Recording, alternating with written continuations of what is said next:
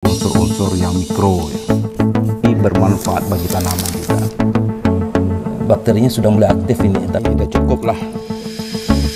Oke, assalamualaikum warahmatullahi wabarakatuh, sahabat upland, sahabat petani milenial dan sahabat petani urban. Bahwa siang hari ini kita akan coba melakukan review ya tentang konten yang 2 hari lalu kita buat, yaitu adalah konten yang terkait dengan pembuatan pupuk generatif ya. Jadi pupuk generatif atau kita sebut dengan KCL ya. Nah, namun sebelumnya saya mengucapkan terima kasih ya atas kehadiran teman-teman dan kesediaan teman-teman untuk mampir di channel saya, dan tak pesan-pesan untuk mengikuti channel ini. Dan terima kasih udah 2 kali konten terakhir yang kita buat itu responnya sangat baik dan komentar-komentarnya pun juga cukup baik ya. Dan mudah-mudahan channel kita ini terus berkembang dan kita bisa terus berbagi pengetahuan dan pengalaman bersama ya tentang dunia organik ya. Mungkin kita lanjutkan ya, bahwa kita akan mereview setelah 2 hari dari proses pembuatan pupuk generatif kita, yaitu adalah pupuk KCL ya. Kemarin kita sudah menjelaskan secara detail ya bahwa bahan dasar dari pembuatan KCL kita itu adalah dari bahan Jakaba Plus ya. Jadi Jakaba Plus adalah Jakaba yang lengkap unsur N, P, dan K-nya. Kenapa? Karena Jakaba yang kita buat itu adalah dengan menggunakan sabut kelapa ya. Jadi sabut kelapa adalah tinggi unsur K-nya. Karena Jakaba murni itu hanya unsur N dan P saja yang memiliki unsur tinggi ya. Nah, kembali kita bicara tentang suatu proses pupuk generatif. Pada prinsipnya pupuk generatif pun juga membutuhkan seluruh unsur yang ada, yaitu NPK, kemudian kalsium, kemudian dan unsur-unsur yang mikro. Yang mikro adalah mangan, kemudian baron, kemudian ada seng dan segala macamnya ya. Nah, kemarin karena dalam Jakaba kita baru hanya memiliki unsur K, dan K-nya pun juga kemarin kita tambah dengan lompong ya. Lompong itu adalah batang talas ya, batang talas kemarin. Nah, kemudian Ca-nya kita akan sudah kasih ya, namanya kalsiumnya itu dengan mengekstrak atau substrak dari cangkang telur.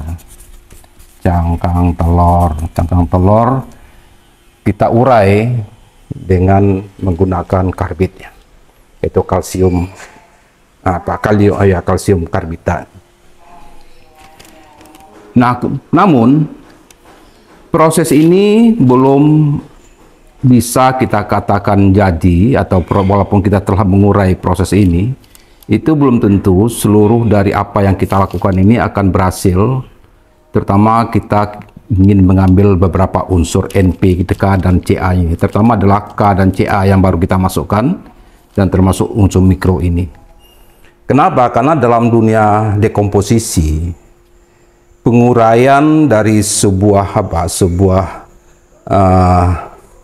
zat atau bahan aktif itu tidak sesederhana yang kita pikirkan. Karena untuk beberapa zat itu dibangun oleh sel. Jadi sebenarnya dulu pernah kita cerita tentang sel ini. Kenapa? Karena pada prinsipnya semua makhluk hidup itu diciptakan Tuhan itu dari namanya sel. Jadi kalau dalam bahasa agama itu dikatakannya adalah nafsin wahidah, itu An-Nisa ayat 1 gitu ya. Jadi artinya bahwa sesungguhnya kalian itu kuciptakan dari diri yang satu. Nah, jadi sebenarnya diri yang satu ini memang dalam kitab suci atau Al-Quran ini dikatakannya Adam, tapi sebenarnya ini bukan cerita Adam ya. Ini adalah cerita sel. Nah, termasuk manusia. Manusia itu mempunyai 3,2 ribu sel itu, kemudian tumbuhan lebih kurang 2,3 miliar sel ya, seperti itu ya. Nah, zat aktif yang mau kita rombak ini itu sebenarnya berada dalam sel ini, Nah, sel ini mempunyai beberapa beberapa proteksi ya. Dia ada dinding, ada DNA, ada kode genetik, ada RNA dan segala macamnya. Nah, untuk melakukan proses dekomposisi agar dia itu bisa diserap tanaman, kita harus memecah sel ini dia. Kalau seandainya sel ini belum terpecah, maka proses dekomposisi kita ini belum bisa dipastikan akan menjadi bermanfaat bagi tanaman kita. Nah, untuk memecah sel ini itu tidak bisa hanya dengan menggunakan beberapa bakteri saja. Yang kemarin kita gunakan beberapa bakteri Lactobacillus contohnya, atau Saccharomyces, atau memang kemarin kita gunakan Jacaba ya. Jacaba itu kan semuanya ada bakteri Pseudomonas, Xanthomonas, dan Pectilitic pectin ya. Nah, tapi bakteri ini itu belum akan mampu bisa memecahkan dinding sel ini, sehingga dia belum bisa mengambil substansi substrat yang ada dalam inti sel itu. Nah, apalagi kemarin ketika kita akan mengaplikasi mencoba mencampur Jacaba plus dengan CH ini, kemarin Jacaba kita setelah kita lihat di mikroskop, ternyata mikroorganismenya itu di situ adalah masih dorman ya, masih dorman atau masih tidur. Nah, kemarin telah kita pancing dengan memberikan glukosa atau karbohidrat itu berupa bekatul. Nah, mudah-mudahan ya yang bakteri yang dorman tadi itu harus aktif. Nah, kalau seandainya ini tidak aktif,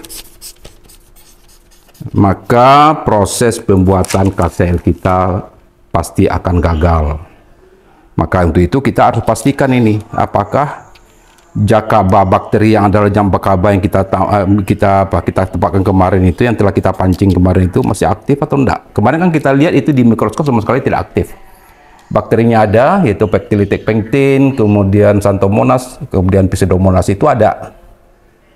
Nah, tapi dia belum bergerak sama sekali, artinya dia dalam kondisi non-aktif atau dorman istilahnya. Nah, untuk itu kemarin kita sudah pancing, jadi dan hari ini sudah hari kedua. Ya. Nah, biasanya di hari kedua, di hari ketiga ini, kalau mikroorganismenya ini mikroorganisme ini adalah masih masih aktif, itu sebenarnya sudah bisa aktif. Nanti kan kita lihat, kita akan uji lagi di bawah mikroskop apakah bakteri itu sudah aktif atau belum ya. Nah, kalau sudah aktif maka kita akan lanjutkan dalam proses selanjutnya, yaitu adalah proses untuk memecah dinding sel ini. Jadi proses hanya dengan memberikan aerasi, dengan menambahkan kemarin itu kalsium dengan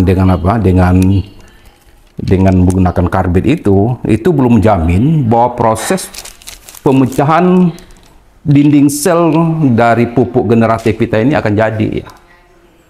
Nah, karena yang memungkinkan yang bisa memecahkan dinding sel ini adalah enzim. Nah, jadi beberapa awal kita pernah bercerita dulu ketika konten-konten awal kita, saya beberapa kali membuat konten yang terkait dengan enzim ya.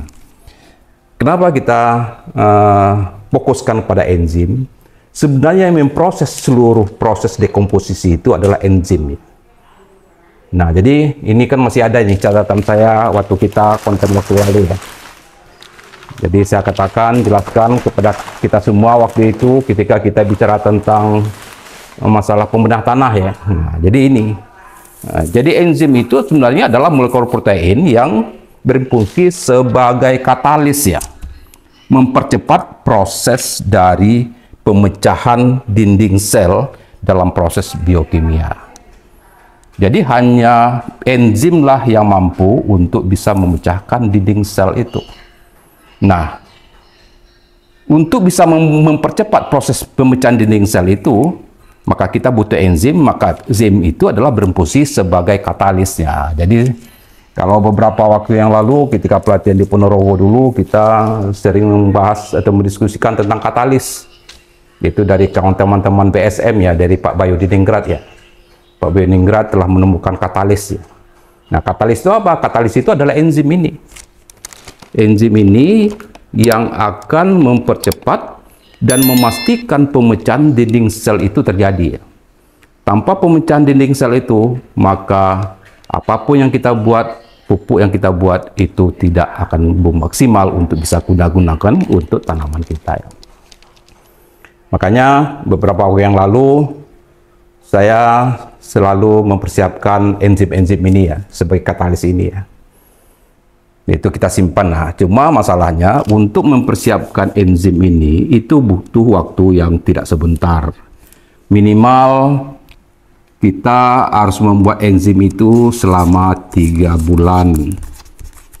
Jadi ekoenzim, kalau kita pernah dengar ekoenzim itu adalah minimal itu 3 bulan. 3 bulan itu juga masih belum maksimal ya. Jadi makin lama pembuatan proses ekoenzim, maka makin berkualitaslah enzim ini. Nah, jadi wajar kalau seandainya katalis yang kemarin itu dibuat oleh Pak Bayu Diningrat itu, ya itu dijualnya dengan harganya yang kompetitif lah, sebenarnya juga tidak mahal ya.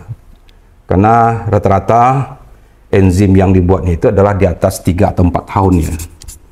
Nah, jadi kalau seandainya kita ingin dapatkan ini, kita harus membuatkan ini enzim dulu. Nah, terkait dengan pembuatan pupuk KCL kita hari ini, kita itu harus memecah yang namanya kalium dan kalsium, karena materi dasar kita itu adalah yang ini, yang dasar kita itu adalah kalium dan kalsium ini ya. Jadi kalium plus kalsium. Jadi kalium ini nanti kita dapatkan dari batang keladi plus dengan apa? Dengan air jakaba itu. Kemudian kalsium itu kita dapatkan dari kemarin dari cangkang telur yang kita urai dengan menggunakan karbit ya. Nah, untuk bisa memecah kalsium dan kalium ini, maka kita butuh namanya enzim. Nah, jadi dulu saya pernah juga menjelaskan kepada teman-teman dalam konteks tertentu, untuk proses dekomposisi kita butuh namanya ada 11 jenis enzim yang harus kita gunakan. Jadi ada namanya protease, lipase, amilase, selulase, ligninase, pektinase, silanase, fosfatase, urease, denase, ranase, kemudian pintoostonase. Untuk memecah dari sekian ini, maka kita akan urai lagi, karena yang kita pecah itu nanti adalah kalium dan kalsium, maka kita butuh enzim peptinase. Jadi peptinase inilah yang akan kita jadikan katalis untuk memecah dinding sel kalium dan kalsium. Tanpa proses itu, apakah pupuk apa kita jadi? Memang bisa menjadi, tapi mungkin prosesnya bulanan. Jadi kita telah aplikasikan pun belum tentu itu akan memecah dinding kalsium itu secara maksimal. Nah, untuk bisa memaksimalkan, mempercepat prosesnya, maka kita harus kasih enzim pektinase. Nah, kemudian dari mana saja kita dapatkan pektinase ini? Ya, jadi ada beberapa tanaman yang mempunyai atau buahan yang memiliki enzim ini ya. Nah, diantaranya itu adalah pertama itu adalah tomat, kemudian ada jeruk, kemudian ada apel, kemudian ada anggur. Nah, diantaranya ada 4 itulah gitu. Jadi nah, tapi tomat, anggur dan kemudian yang jeruk itu harus kita lakukan proses ekoenzim dulu, lebih kurang selama 3 bulan minimal. Nah, kalau seandainya kita hanya memberikan buah jeruk saja ke dalam itu, atau mungkin buah apel saja, itu tidak akan jadi dia. Karena apa? Karena enzimnya belum terurai. Makanya kita harus butuh namanya enkoenzim itu. Minimal kita butuh waktu 3 bulan. Nah, kebetulan saya selama ini sebelum melakukan proses-proses seperti ini, yang saya lakukan dulu itu adalah mengenzimkan seluruh buah-buahan busuk yang saya dapatkan ya. Nanti kita akan lihat ya. Di beberapa konten yang lalu saya juga telah lihatkan kepada teman-teman betapa banyaknya saya membuatkan ekoenzim itu ya. Gunanya adalah untuk ini. Ketika kita akan melakukan proses dekomposisi terhadap pupuk yang akan kita buat, maka kita membutuhkan katalis ini dia. Nah, sekarang prosesnya kita akan coba mempraktekkan, kita akan review dan kita akan uji lagi, akan review apakah pupuk yang kemarin kita buat itu, yaitu pupuk generatif yang kita buat itu, yang kita kasih RIC itu, bakteri yang di dalamnya itu adalah mikroorganisme dalamnya itu sudah aktif atau enggak ya. Nah, kemarin kita lihat bakterinya itu belum aktif sama sekali. Kita akan cek, kita ambil sampelnya, kemudian kita akan coba lihat di bawah mikroskop. Nah, kalau seandainya nanti bakterinya itu, mikroorganisme itu aktif, kita akan lanjutkan dengan memberikannya enzim yang namanya peptinasi itu. Nah, kebetulan seingat saya sudah punya ini. Saya punya enzim jeruk ya, dan kemudian saya juga sudah punya enzim tomat. Nanti kita akan campurkan 2 enzim itu dan kita masukkan kepada proses fermentasinya. Nah, jadi artinya memastikan bahwa apa yang kita buat itu betul-betul sudah sesuai dengan prosedur dari proses biokimia. Mungkin kita akan lihat kita ambil sampel dari pupuk yang kemarin kita buat itu adalah pupuk pupuk KCL ya, pupuk generatif ya. Nah, ini udah 2 hari ya. Baunya sudah tidak bau lagi ya. Nah, kita ambil saja sampelnya. Nanti kita lihat ini di bawah mikroskop apakah bakteri yang dalamnya itu sudah aktif atau belum ya. Terutama kemarin itu kita masukkan 3 bakteri, yaitu ada bakteri Jakaba itu adalah Pseudomonas, Xanthomonas, dan Pectilitic pectin ya. Kita akan cek dan mudah-mudahan bakterinya itu hidup ya. Oke, nanti kita pakai kaca itu ya, kayak besarnya. Oke, langsung aja kita langsung masuk kepada apa ya, pembesaran 1000 kali ya. Nah, ini nampak ya. Nah. Oke, kayaknya bakterinya sudah mulai aktif ini, tapi masih sedikit ya, masih kecil ya. Tapi sudah ada mulai pergerakan di antara bakteri ini. Jadi wajar ya, karena ini baru 2 hari ya. Jadi nanti 1 minggu ini akan banyak sekali ini bakterinya ini. Oke. Sudah kita pastikan bahwa bakterinya itu masih sudah aktif ya. Walaupun masih dalam sedikit ya, tapi sudah dipastikan aktif.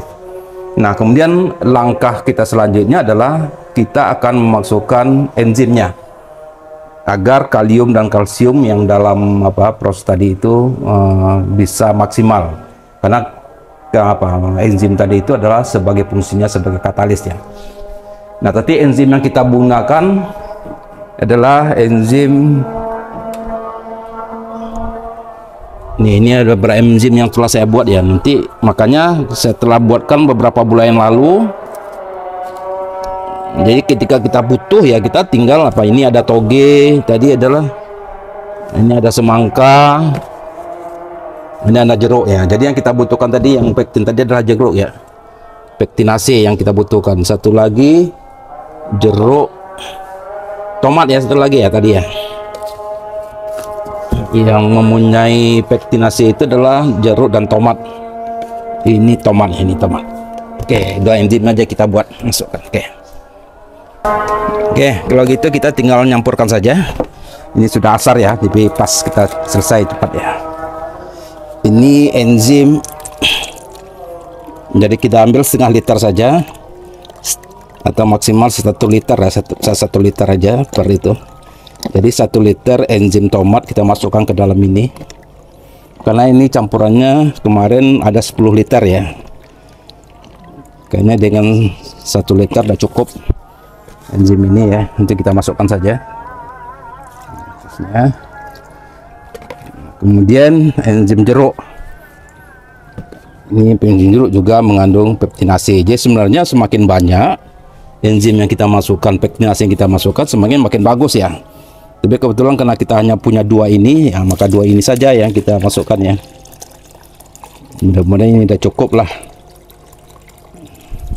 untuk merombak kalium dan kalsium yang ada di situ, lebih kurang segitu ya. Oke, udah sesat nih.